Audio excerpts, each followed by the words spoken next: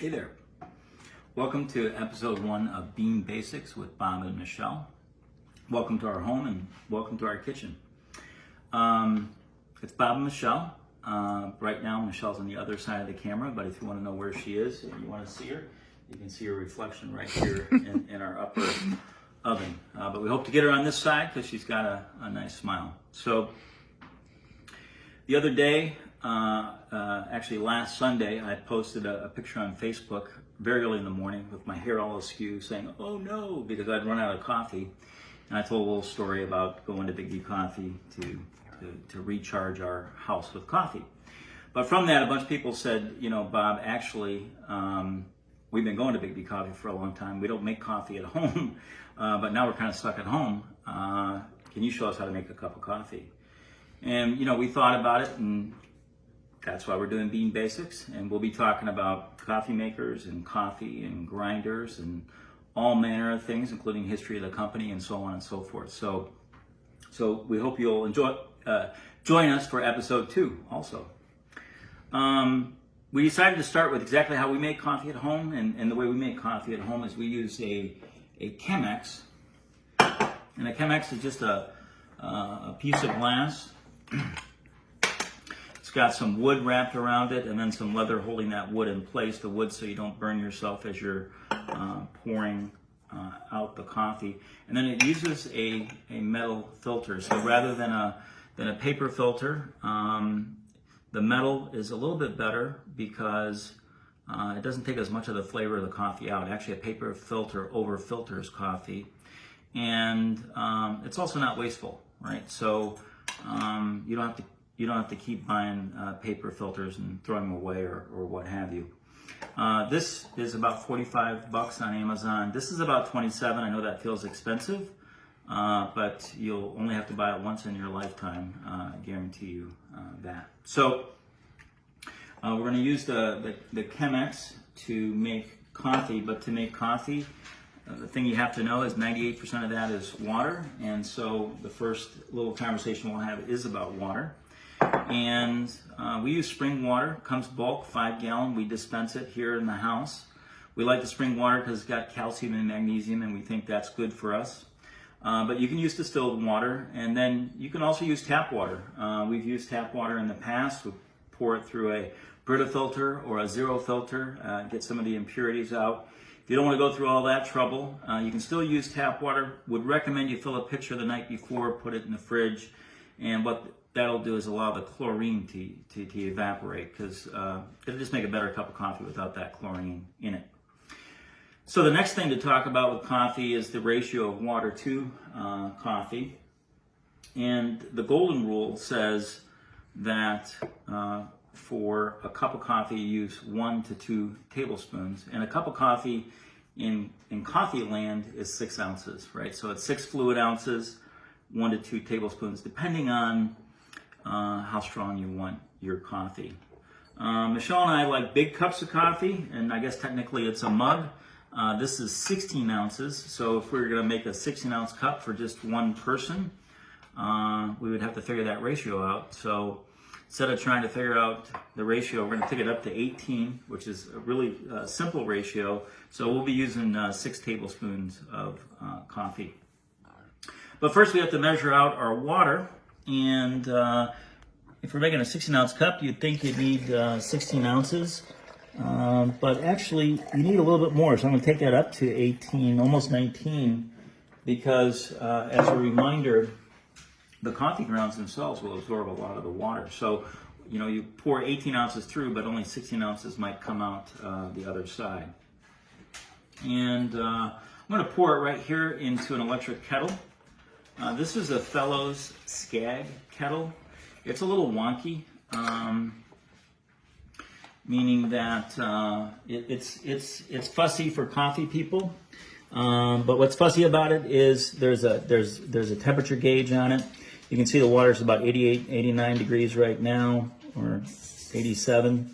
It's set to 205, and by the way, 205 is the perfect Fahrenheit degree for making drip coffee.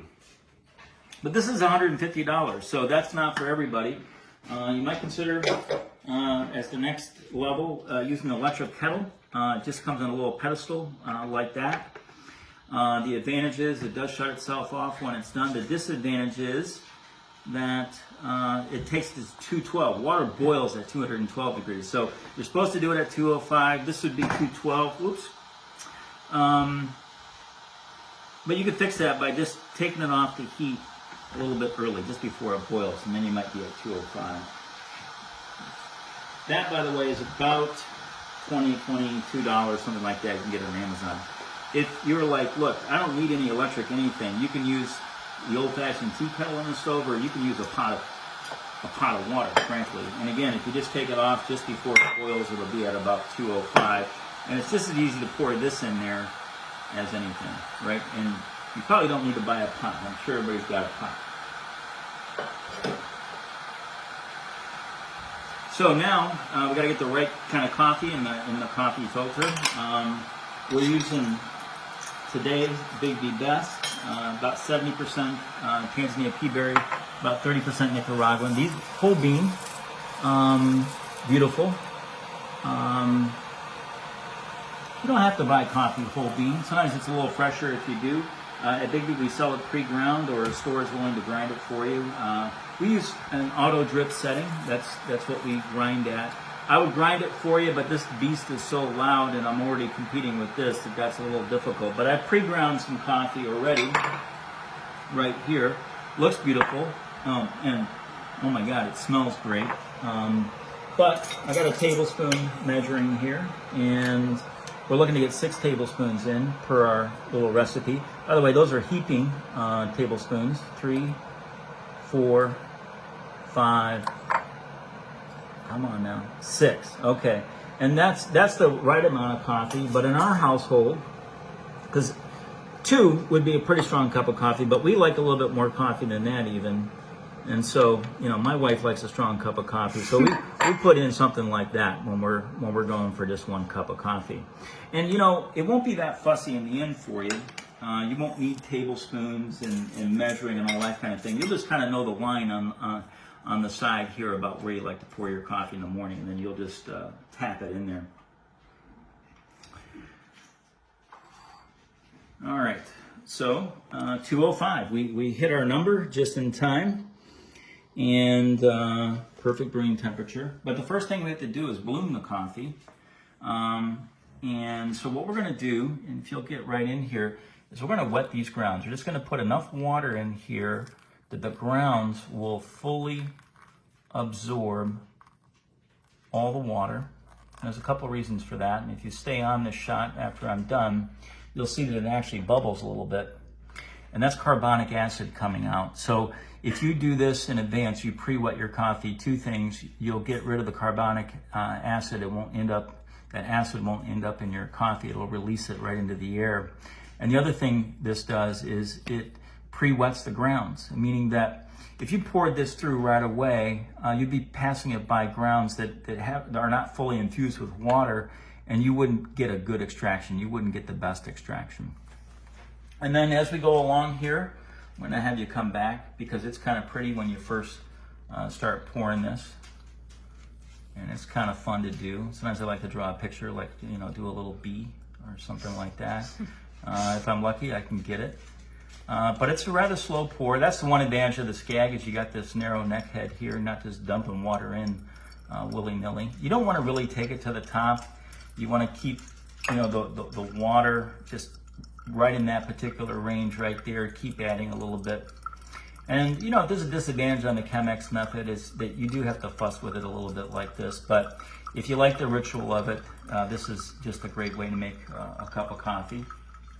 And we're gonna get all the water that we put in the kettle right in here right away. Yeah, I got my little white dog down here barking at me. We have 3 dogs in this household, and so chaos can ensue at any moment in time. All right, I'm going to get almost all that water in. Keep moving it around. And, you know, I'd be remiss if I didn't tell you where to get coffee from. BIGGBY Coffee is, of course, sold at our stores. It'd be best if you bought it at a store for our owner-operators. We do sell it ground or whole bean. We got it in pods and that kind of thing. We also sell on Amazon. You can also go to BIGGBY.com.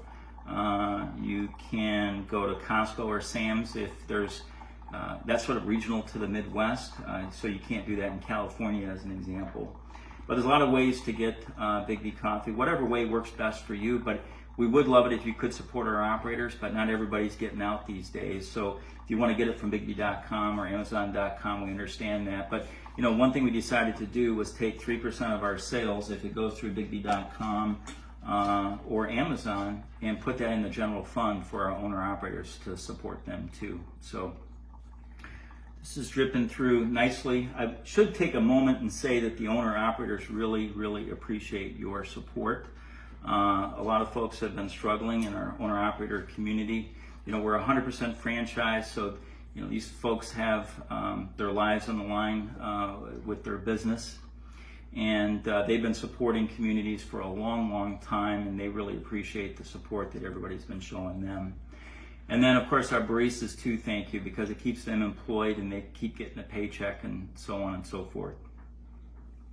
The other thing I would mention, because this is episode 1, it makes me think of store 1, especially as I'm making a cup of coffee here, because when Mary and I opened that first store back in 1995, actually it was March 15th, you know, we either took cash or we pulled shots or we steamed milk, and this does bring that memory back for me. Mary's retired these days. She lives in Massachusetts, and you know, we've all been through a tough time and had to make a lot of cutbacks, and Mike and I had to give her a call the other day and ask her to cut back a little bit on contributions she gets from the company today. And amazing woman, you know, she readily agreed to make that adjustment and take a hit. And she said, you know, I just don't want to stand in the way. You guys got this. So really appreciate that. Thanks, Mary. Well, actually, it looks like our cup of coffee is about done. It stopped dripping. I'm going to get this cup back. You kind of need a little extra cup to take care of the drip. I suppose you could just put this in the sink, but you'll get a couple more drips out of this, and so I just like to nestle it in a cup like that. Let me get that out of the way. And we have our 16-ounce mug right here. And let's see how we did.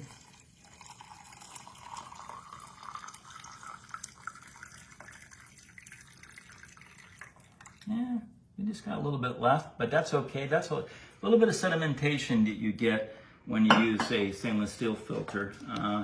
And we got ourselves, though, one rockin' cup of coffee.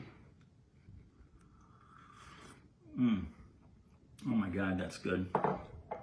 So I'm going to leave you with this thought. Hopefully you'll join us again. But what I want to say is, when you love the world will love you back.